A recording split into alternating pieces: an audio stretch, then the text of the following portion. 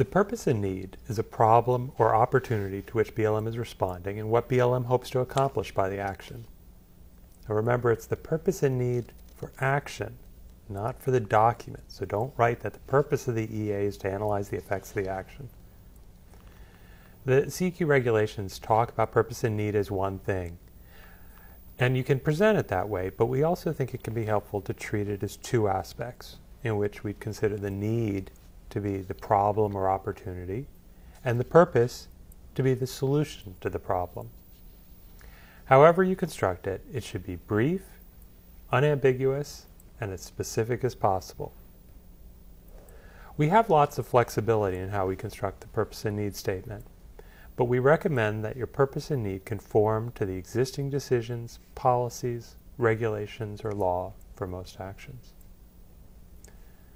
When we have an externally generated action, remember that the purpose and need is the purpose and need of BLM action. Why is it that the purpose and need is the purpose and need for the BLM action and not the proponent's action? There's been a lot of confusion about that. Yeah, it's understandable because the proponent is the one who's actually going to be doing something on the ground, but it's BLM that has to take some action that triggers NEPA. Let's consider some typical examples.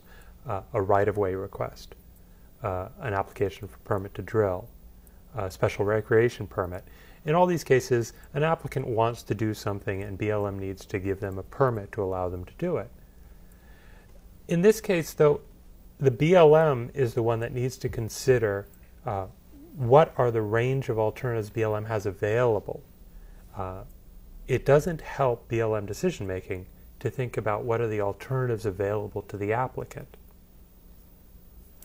You know, this is really different from the way that other people have done, the BLMers at least have done this in the past. It might be difficult for some to understand. This might be a place where you want to pause the video and read the NEPA handbook in this section and think about this one, because this is a tough one, tough concept.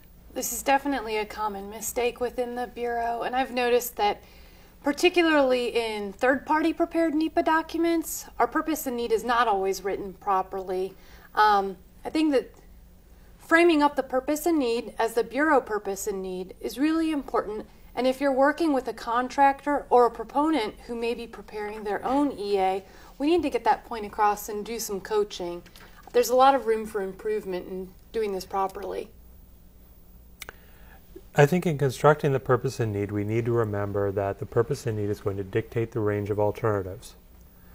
Alternatives are not reasonable if they don't respond to the purpose and need. So if we construct the purpose and need wrong, it'll lead us down the wrong road in developing alternatives. As we think about the purpose and need, we need to remember the broader that purpose and need, the broader the range of alternatives that we'll need to analyze. A good purpose and need can really help you control the scope of the analysis. It's helpful to think about the authorities that are constraining our decision space, or the authorities that are providing an actual need for action. It may be good to actually describe those in your description of the need for action. It can also be helpful to describe the BLM decision to be made. This can be good to just help focus your thinking on what it is BLM's actually going to be doing. Sometimes this is a bit redundant with the purpose and need for a relatively simple project, but sometimes it can help avoid us constructing the wrong purpose.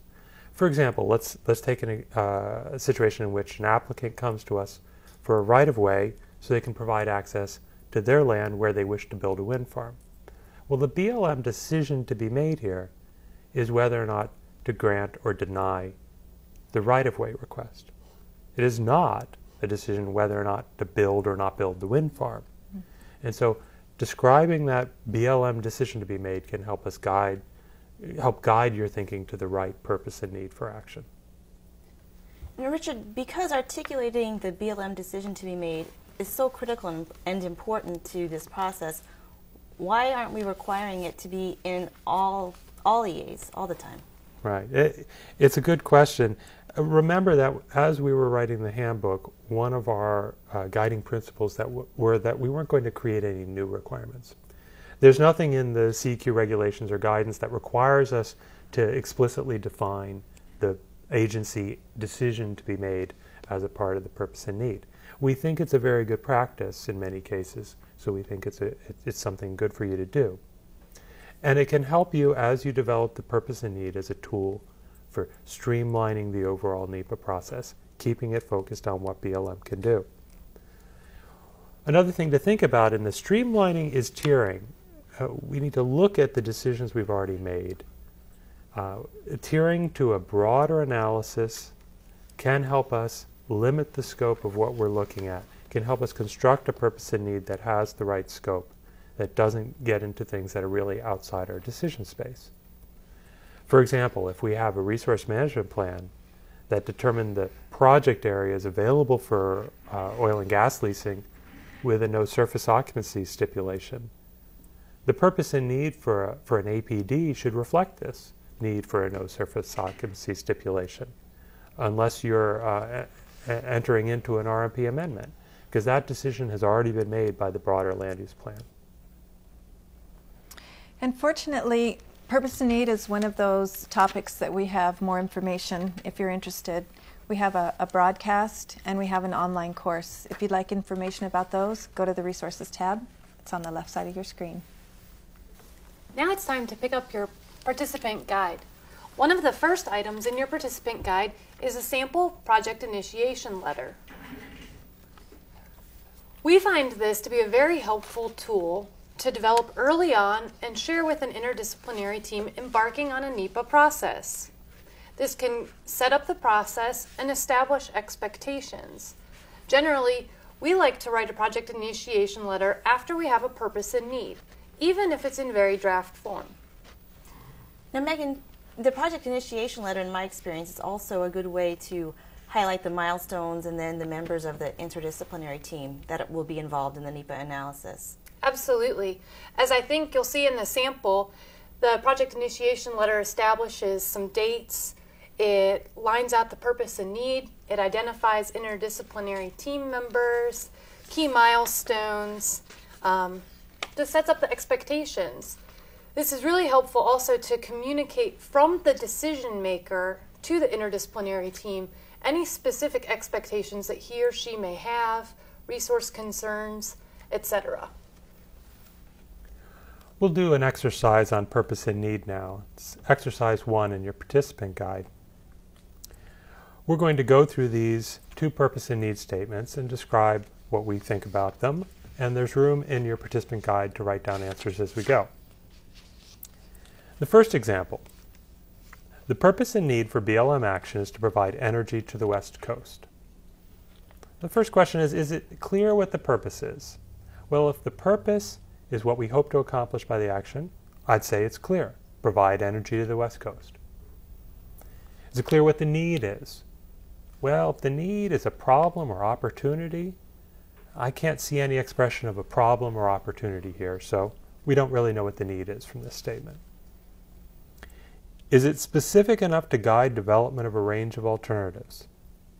Well, we'll talk about this more when we do an exercise in the range of alternatives section, but it perhaps is a bit broad, but we could develop alternatives that meet this purpose. Is it unreasonably narrow? Does it rig the process so only the preferred alternative can be selected? I think it'd be hard to argue that this is an unreasonably narrow purpose and need statement. It seems very broad. There are a lot of ways we could accomplish this. Let's look at a very different example. Example 2. The purpose for action is to provide access for a natural gas transmission pipeline from source fields in Pinedale, Wyoming to Southern California in a manner that protects the natural resources of public lands and prevents unnecessary or undue degradation. The need for action is established by the FLTMA direction to respond to the right-of-way request and to grant rights-of-ways to qualified individuals. Is it clear what the purpose is? Well, the first sentence in this purpose and need statement says the purpose for action is an access for a natural gas transmission pipeline. That seems relatively clear. Is it clear what the need is? Well, the second sentence goes on and articulates the need. Talks about what FLTMA requires of us. We've got a right-of-way request. We have a mandate to grant rights-of-ways to qualified individuals. That establishes some need for BLM action. Is it specific enough to guide development of a range of alternatives? Yes, it tells us many of the things we're trying to accomplish here. It explains a little bit about what we need to do. I think we can develop alternatives that would respond to this. Finally, is it unreasonably narrow? Does it rig the process so only the preferred alternative can be selected?